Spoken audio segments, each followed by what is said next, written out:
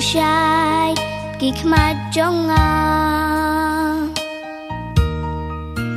kak tin uble kalong ka sharak ya kik chat ba thay jonga kak tin jong uble kalong ka jing shai kik mat jonga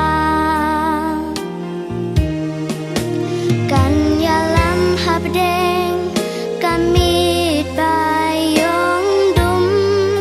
sen ya you pilgrim baswai bet shaying ipa te nganom kerdu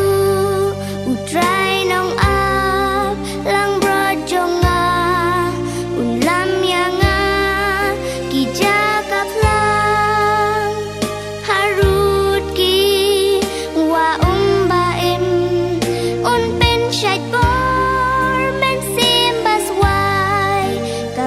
Jing job yang ngaun ai ka Bible bangai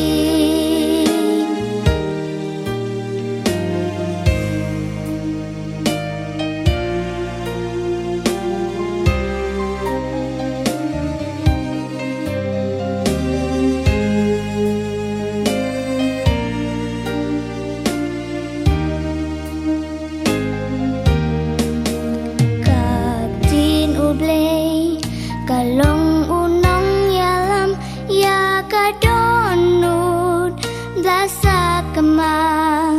kak tin jong uble kalong ka jing tengen min simbas liang kak tin uble kalong unong yalam ya kadonut blasa kema kak tin jong uble kalong ka jing tengen min simbas liang kalong ka jing bang ya min sim balong sudah ya donut bas liang kan pen tengen shisha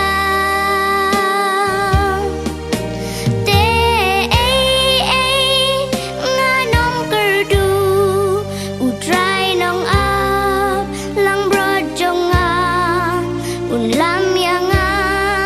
kijaka plang harut ki wa baim un pen shat bor men sim bas wai ka bor jing jo